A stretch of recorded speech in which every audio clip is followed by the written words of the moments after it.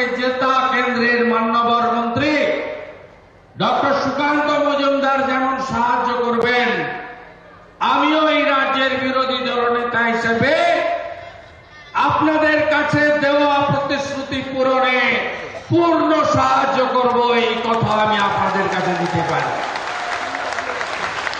আমাদের রাজ্যের সাধারণ সম্পাদক, উত্তরবঙ্গের ভারপ্রাপ্ত নেতা, বিধায়ক, কলিগ বিধায়ক এবং প্রধান শিক্ষক রাজবংশী সমাজের অত্যন্ত বলিষ্ঠ নেতা দীপক বর্মন এখানে আছেন। আমাদের মধ্যে রাজ্যের সম্পাদক, বিরোধী দলের মুখ্য সচেতক, শিক্ষক ডক্টর শঙ্কর ঘোষ মহোদয় এখানে উপবিষ্ট হয়েছেন। আমাদের এই নির্বাচনে বিশেষ দায়িত্বপ্রাপ্ত নেতা বিধায়ক নিখিল রঞ্জন দে মহোদয় এখানে এসেছেন। আমাদের ওবিসি মোর্চার সভাপতি প্রবীণ নেতা অজিত কুমার দাস এসেছেন। আমার মনে আছে কার্তিক আমাকে এবং আমাদের জিএসওকে ভোটের সময় বারবার বলছিল অজিত দাকে চাই। অজিত দা মালদার লোক হলেও রায়গঞ্জ তার হাতের তালু। অজিত দাকে ধন্যবাদ, শ্যামচাঁদ ঘোষ মহোদয়কে ধন্যবাদ, মান্যবর প্রবীণ নেতা, ওল্ড অলওয়েজ গোল্ড আমাদের আশীর্বাদক নেতা শুভেন্দু বাবু আছেন, শুভেন্দু সরকার আমাদের নেতা, আমাদের আরেক নেতা গোবিন্দ মন্ডল রাজবংশী সমাজের তরুণ নেতা, বিধায়ক চিন্ময় দেব বর্মন, এর বাইরেও মঞ্চের দ্বিতীয় সারিতে ইংরেজ বাজারের বিরোধী দলনেতা অম্লান ভাদুড়ী, আপনাদের নেতা শঙ্কর চক্রবর্তী এবং আরো অনেকে, প্রত্যেককে আমি অভিনন্দন, ধন্যবাদ জ্ঞাপন করি। মাননীয় কল্যাণী বাবু, আপনি কয়েকদিন আগে রিজেক্ট হয়েছেন। আপনাকে রায়গঞ্জের লোক রিজেক্ট করেছে। আপনি 21 সালের পরে সব জায়গায় বুক বাজিয়ে বলতেন আমি জিতেছি, বিজেপি জেতেনি। আপনি 21 সালের পরে বলতেন বিজেপি জেতেনি, আমার টাকা জিতেছে। আপনি কত ভোটে জিতেছিলেন 21-এ? 22,000 ভোটে। পদ্ম না থাকলে আপনার বিধানসভায় যাওয়া কোনোদিনই সম্ভব ছিল না। আপনি ভারতীয় জনতা পার্টির সঙ্গে বিশ্বাসঘাতকতা করেছেন। দল বদল যে কেউ করতে পারে। এই যে আমাকে দেখছেন, আমিও তৃণমূল কংগ্রেসের মন্ত্রী ছিলাম। আমি বিজেপিতে জয়েন করার আগে আমি আমার বিধায়ক পদ থেকে বিধানসভায় পদত্যাগ করে, মন্ত্রিসভা থেকে পদত্যাগ করে একজন নাগরিক হিসেবে আমার স্বাধীনতা অনুযায়ী, বিবেক বুদ্ধি অনুযায়ী আমি ভারতীয় জনতা পার্টির ঝান্ডা ধরেছিলাম। আপনি বিধানসভার ভিতরে আমাদের পাশে বসে বলতেন আমি বিজেপি, আর বাইরে ওই ছিন্নমূল চোরেদের প্রতীক ঘাসফুল গলায় ঝুলিয়ে বলতেন আমি মমতা ব্যানার্জির পার্টি করি, আমি ভাইপোর পার্টি করি। কল্যাণী বাবু, এবারে কত ভোটে রায়গঞ্জে পিছালেন? রায়গঞ্জ বিধানসভায় 47,000 ভোটে। আপনাকে যারা 22,000-এ জিতিয়েছিল আপনাকে জেতায়নি।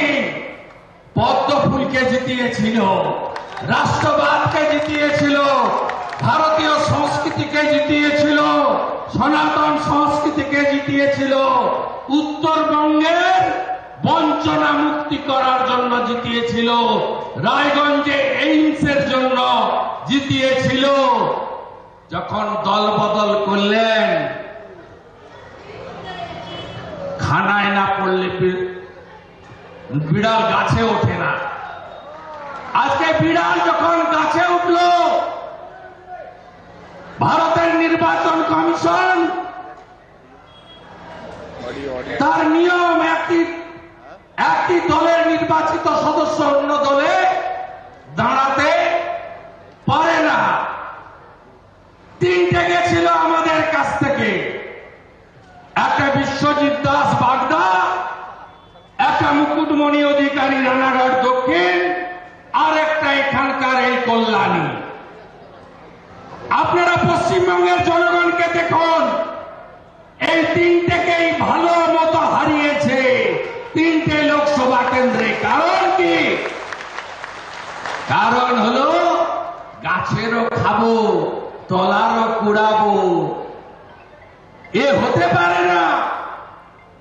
তাই 47,000 ভোটে আপনারা এগিয়ে রেখেছেন। গোটা ভারতবর্ষে 292 আসন নিয়ে নরেন্দ্র মোদী তৃতীয়বার প্রধানমন্ত্রী হয়েছেন। শক্তিশালী সরকার হয়েছে। 2029-এর আগে কোনো গল্প নাই বন্ধু। মোদীজির নেতৃত্বে শক্তিশালী সরকার স্পিকার নির্বাচনে প্রার্থী দিয়ে রণে ভঙ্গ বিরোধীরা। মোদীজি একটার পর একটা যুগান্তকারী সিদ্ধান্ত নিচ্ছেন। পশ্চিমবঙ্গে হ্যাঁ, আমরা 22 পেলে খুশি হতাম, 12তে আটকে গেছি। পশ্চিমবঙ্গে ভোট গণতান্ত্রিক ভাবে হয়নি। পশ্চিমবঙ্গে এবারে আমরা বিজেপি প্রতিষ্ঠার পরে সবচেয়ে বেশি ভোট পেয়েছি। 2019-এ 2,30,00,000 ছিল, এবারে 2,33,27,000 ভোট ভারতীয় জনতা পার্টি পেয়েছে।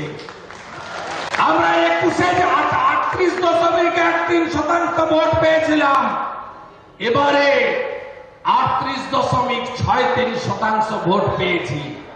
এই 2,33,27,000 ভোটে একটুকুও জল নেই।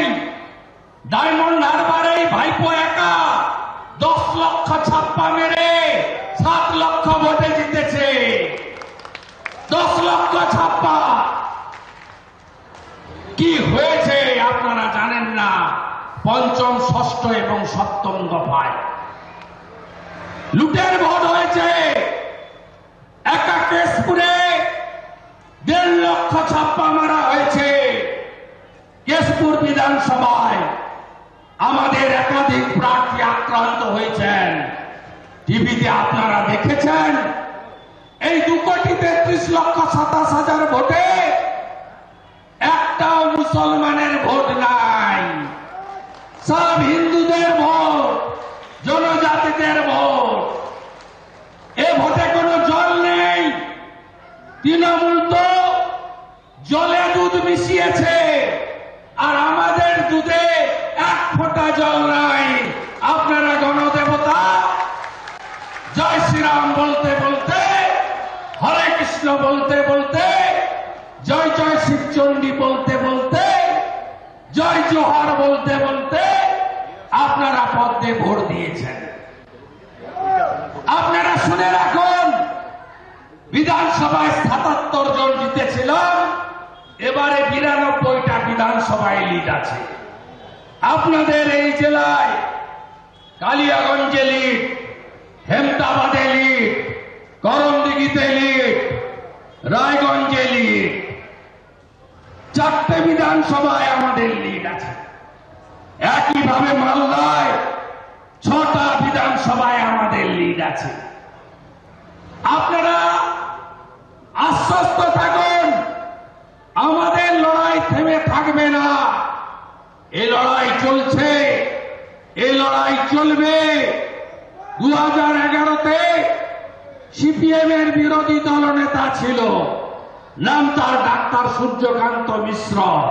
লড়তে দেখেছেন। Setting opposition. বিমান বাবু যেতেন ফিশ ফ্রাই খেতে।